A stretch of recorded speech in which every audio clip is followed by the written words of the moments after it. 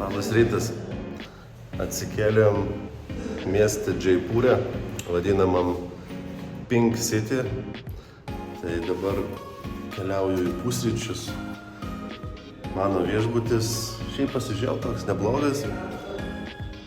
Jisai gal kažkada ir buvo prabangus, bet čia senai remontas nedarytas. Taip, viskas atrodo kaip ir gražu, faina, bet jau pasenę.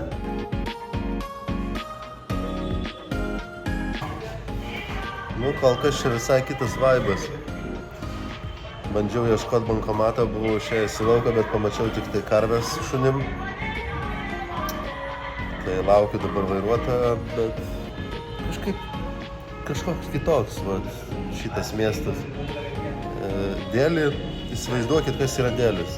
Delis yra 30 milijonų žmonių, gal nežino kiek mašinų ir ten net saulė matosi tik per rūką. Jūs įsivaizduokit, kad jūs dirbat statybose arba remontuojat butą, griaunat sieną ir jūs esate tam pačiam kambarį su visom dulkėm. Tai Delis yra amžina statybo aikštelė, amžina strojkė, kur kyla dulkės, kur važiuoja mašinos, kur belekas vyksta.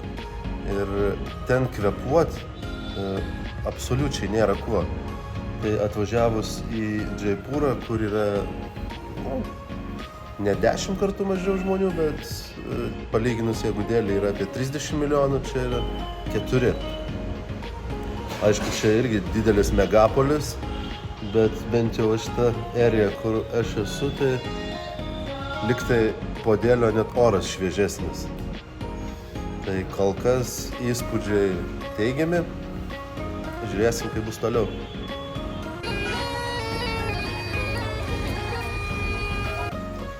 Tai vairuotojas mus pradėjo vežioti lankytinas vietas. Nusifotkinom prie gintarinio forto, ten buvo apžvalgos aikštelė, dabar atvažiavom dar į kažkokią tai vietą, kur įspūdingi laiptai. Pasižiūrėkit už mane.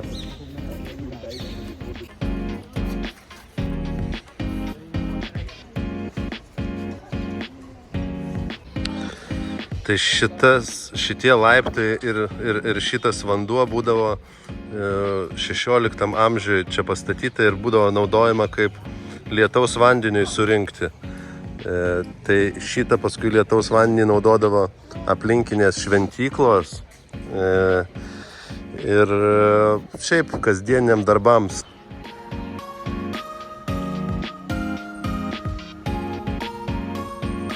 Tai atvykom į dar vieną lankytiną objektą su savo draugais iš Uzbekistano.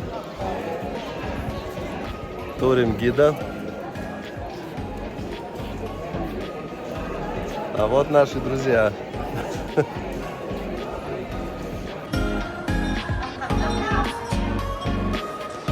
Štai šita patalpa su kolonom ir vaizdu į kalnus ir į vandens telkinį buvo naudojama kaip mokesčių surinkimo patalpa. Čia aplinkui šią teritoriją 27 kaimai buvo, kurie mokėdavo mokesčius karaliui. Tai čia sėdėdavo oficialus asmuo, kuris surinkinėdavo mokesčius ir iš kiekvieno kaimo ateidavo po patikėtinį, užlipdavo šitais laiptais ir susimokėdavo karaliui mokesčius. Šitos visos spalvos nudažyta yra 400 metų atgal ir nebuvo iki šių dienų restauruota, o nuspalvinta čia yra natūraliom spalvom. Tai raudona yra pomidoras, geltona yra iš saulėgrąžų gėlių.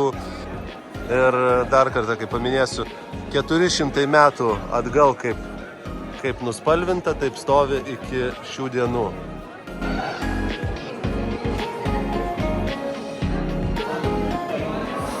Čia mes įžengėme į vieną iš gražiausių pasaulyje veidrodinių meniu. Visos smulkios detalės yra padarytos iš veidrodžių. Tai šitie veidrodžiai tuo laiku buvo patys brangiausi pasaulyje, tai buvo belgiški veidrodžiai. Šitą veidrodžių salę jie statė 16 metų. Tai čia yra belgiški veidrodžiai, itališkas marmuras. Štai taip vyksta restauracija, restauruojamas grindinys.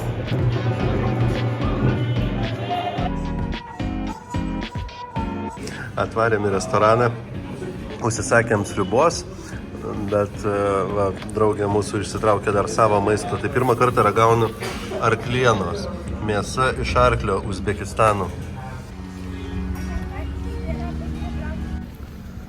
Atvykom į Dramblių kaimą, čia netoli nuo to forto. Čia galima bus pašert dramblius, su jais pajodinėti. Čia jau turi būti nemažai, tai einam pasižiūrėsim. Turi būti įdomu.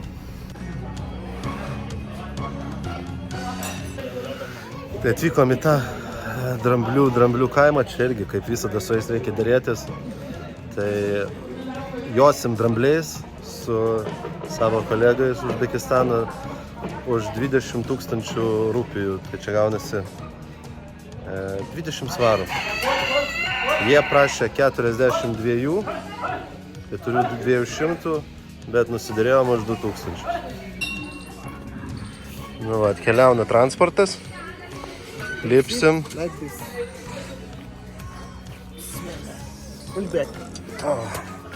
Push back, push back. Viskas, jojam ant dramblio.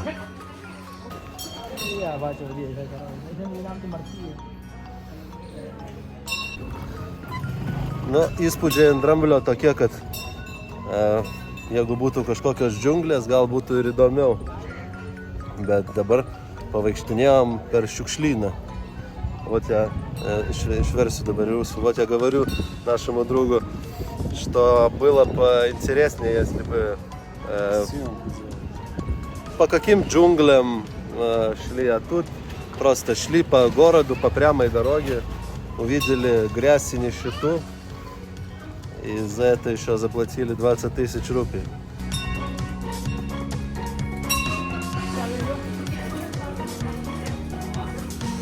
Tai va taip galim paglostyti drambliukus.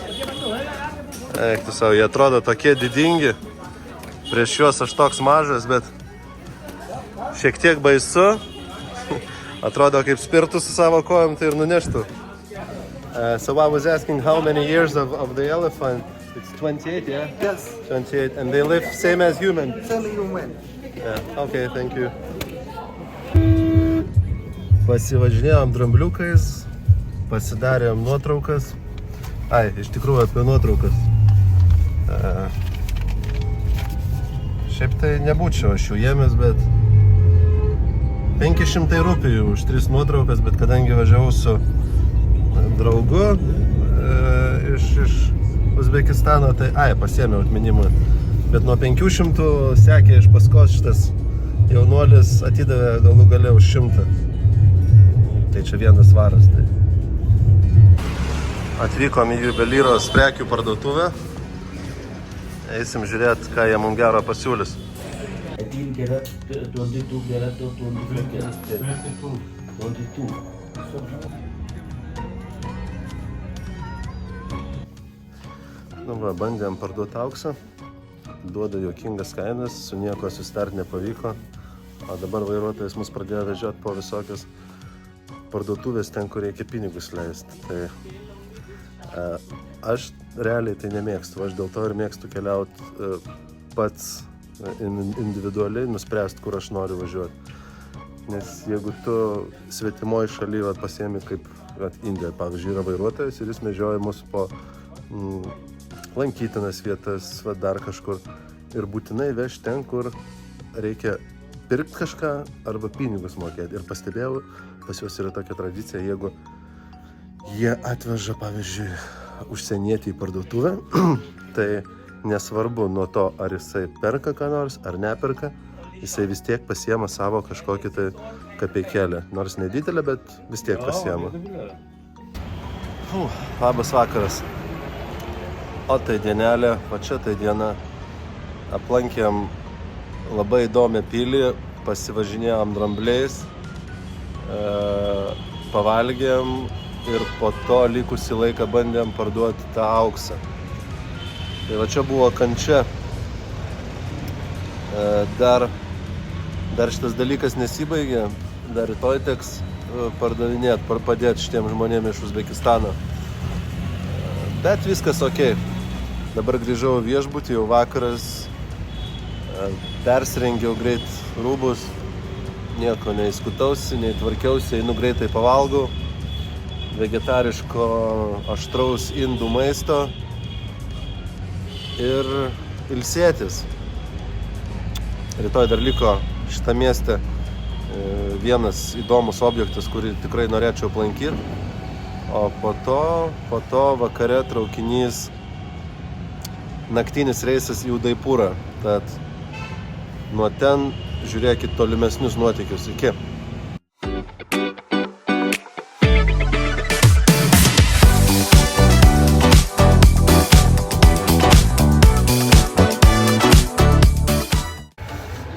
Labas rytas, draugai.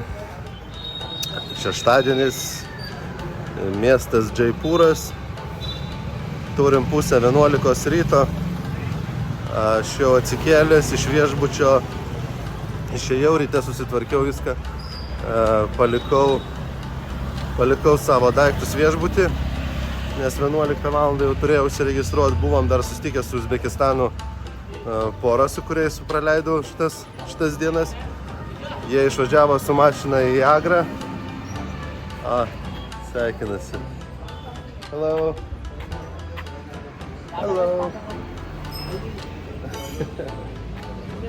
Žmonės malonus.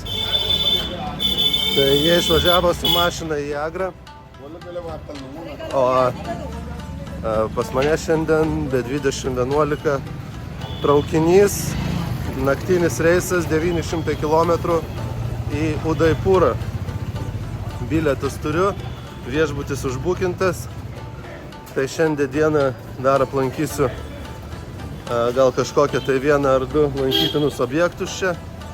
Pavalgysiu, pasiimsiu Uberį ir vakare į traukinių stotį bandysim indiškus traukinius. O čia už manęs matot, kas vyksta. Einu, šalia manęs eina karvė. Paeini dar toliau. Eina dar viena karvė. Visiems čia viskas vienodai. O! Nusprintavo karvė. Gerai, iki pasimatymo.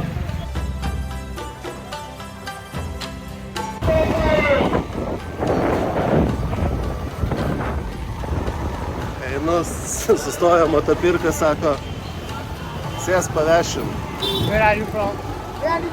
I'm from Lithuania in Europe. Okay.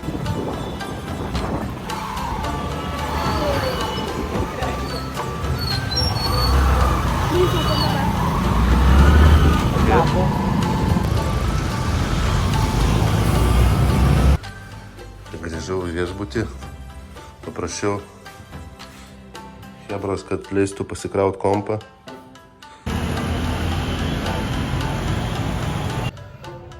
Atvariau restoraną. Vienintelis svečias.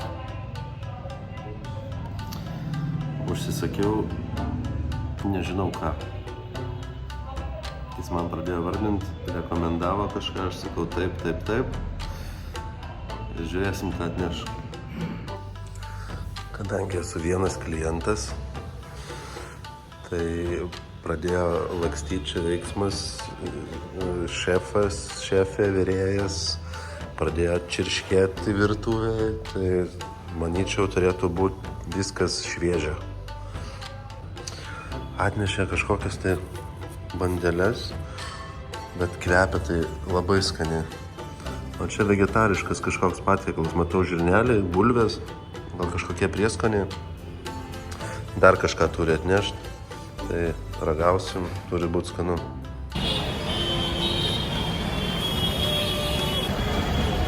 Tai šita vieta buvo pastatyta 1799 metais kaip karaliaus vasarinė rezidencija.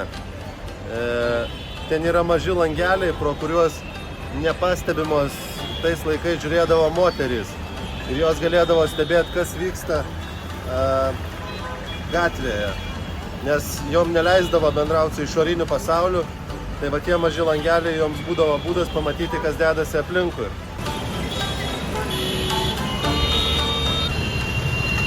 Kaip tai buvau aš ten apačioj, pabandžiau kažką nufilmuot, nufotkint, absoliučiai vaizdo jokio nėra.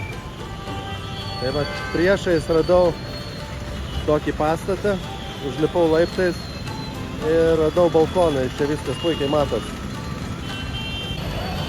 Pati tinkamiausia vieta daryti fotkes ir video. Ką, lipom apačion. Čia jeigu lipant laiptais į viršų, tai yra kelios kavinukės. Tose kavinukėse už įėjimą kaip ir nečardžina, bet minimum turi arba už 200 arba už 250 rupijų kažką užsisakyti. Nu, einam pasižiūrėsim, kas čia viduj darosi iš tų rūmų. Šiaip sakė, neįdomu, neverta lankyti. Bet aš šitais indusais nepasitikiu. Jiem gal neverta, o man bus verta.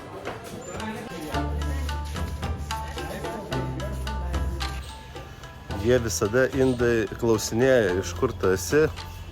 Tai dabar nusprendžiau jiem pasakot visą istoriją. Tai tada jie nuo manęs greit atsiknisa. Galva tik tai palinguoja, va taip va. Nes nesupranta, kaip čia kas. Aš jiem pasakoju, sako, iš kur tu esi? Sakau, šiaip aš gimiau Sovietų Sąjungoje, sakau, kai Lietuva priklausė USSR. Po to, kai Sovietų Sąjunga subirėjo, Lietuva tapo nepriklausoma, tai aš gyvenau Lietuvoje, sakau, 28 metus. Bet po to įsikraušiau į Jungtinę karalystę. Bet gyvenu vienoje iš Jungtinės karalystės valdomų valstybių, tai yra Šiaurės Airijoje, kuri yra kartu su Airijos sala.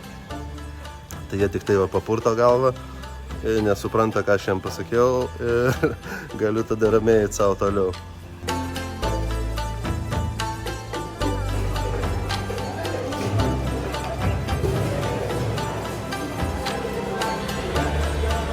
Tai kur mes buvom iš lauko, dabar aš čia viduj, tai pro šituos langelius žiūrėdavo vat, ir stebėdavo moteris, kas dedasi lauke.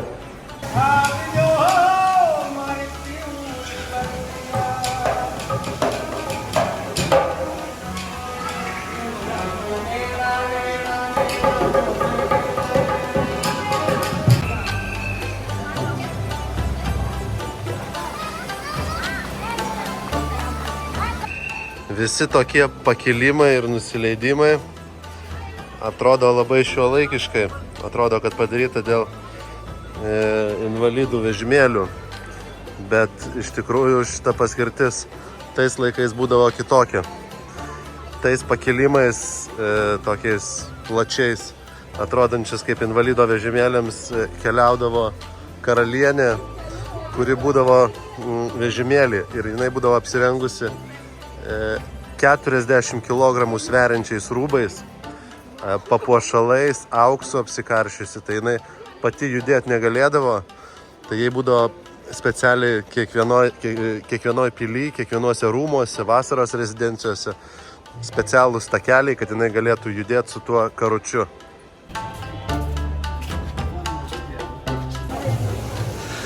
Čia chebra darosi foto Instagramui, Facebookui, labai populiari vieta, kiek pastebėjau. Kiekvienas bičas va čia atsistoja. Ir tai pasuka veidą į vieną pusę, į kitą pusę eina žiūrėti, ar gražiai gavosi. Atėjom beveik į patį viršų. Šiandien turistų atrodo nemažai. Bet tai čia nemažai, jau čia Indijoje visur pilna. Kur beitum pilna žmonių. Jau pripranti prie to triukšmo, pripranti prie tų garsų. Tai reikia visada žiūrėti, kad iš galo niekas kuprinės neatseginėtų. Tai va ten tolumoj matos visos kavinukės, iš kurių galima stebėti nuostabų vaizdą. Bet šiek tiek žemiau yra balkonas. Tenai irgi gera vieta ir už dyką. Tai vėl atvariau į tą restoranėlį. Tai užsisakiau kažkokį tai dar su svogūnu patiekalą, čia liktai su vištiena. Ragausim, turi būti irgi skanu. Tai vakare atėjom į miestą, nusipirkau papajos kokteilį. Prašė 100 rupijų. Iš tikrųjų, aš tai nežinau, kiek jie kainuoja.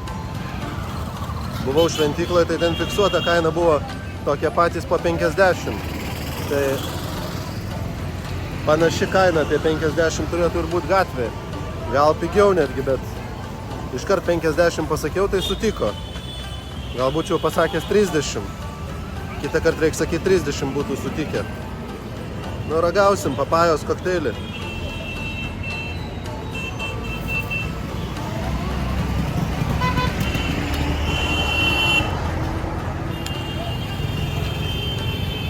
Keistas skonis.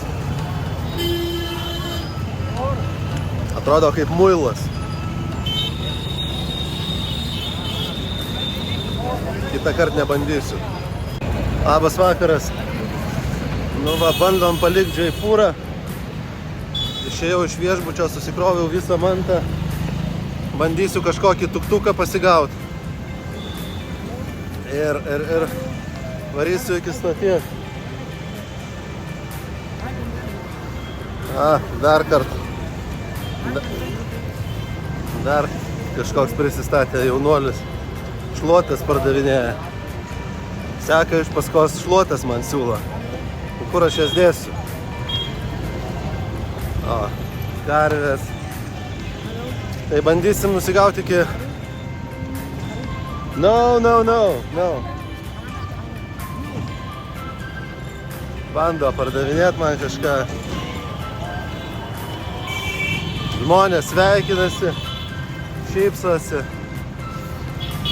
Gerai, reikia kažkaip tai susigauti tuktuką ir varysim į Railway Station.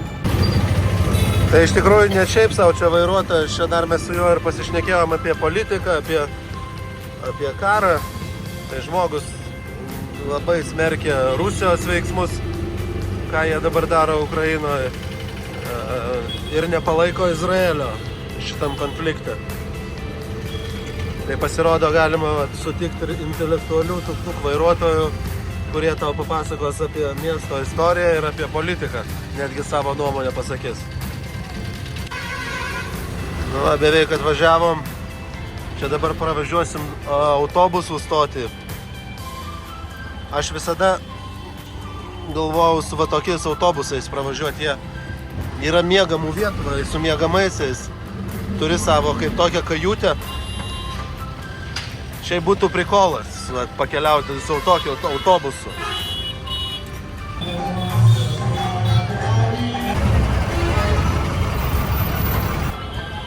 Atvykom į traukinių stotį, iki traukinio liko valandą ir 50 minučių kažkur. Dabar bus sunkiausias variantas susirast traukinį pagal numerius, pagal bėgius. Bandysim.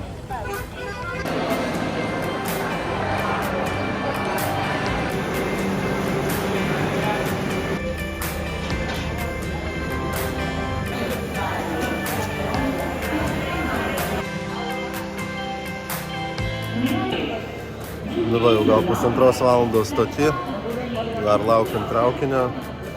Turėtų kažkur už 10-15 minučių pasirodyti, bet žiauriai nejauku. Čia iš pradžių buvo tiek visokių žmonių. Vieni lenda, kiti lenda, vieni su nuotraukom fotkintis, kiti šiaip pasiklaus, kaip sekasi.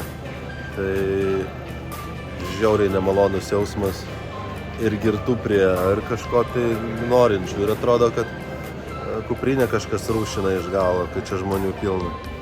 Tai pirma patirtis su Indijos traukiniais yra nekokia. Aišku, nieko neatsitiko, bet toks jausmas viduje yra nelabai geras. Traukinys vėluoja valandą, ką tik per ekraną pasižiūrėjau. Čia va. Turim ekraną. Per jį rašo traukinio numerį, iš kurio kelio važiuoja ir laiką. Tai traukinys turėjo atvažiuoti, iš pradžių rašė 10:30. Dabar yra 28 po 10. Bet kaip Indijoje yra įprasta, traukiniai vėluoja.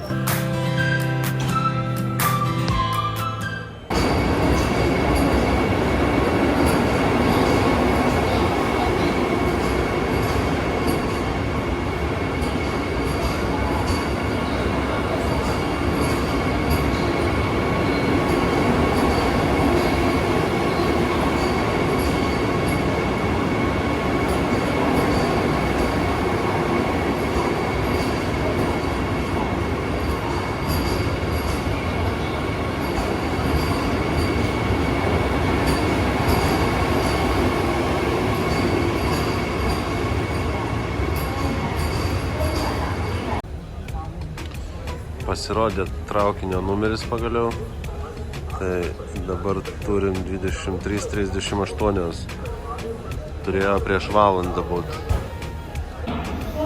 Nu va, kaip čia šitoj stoti.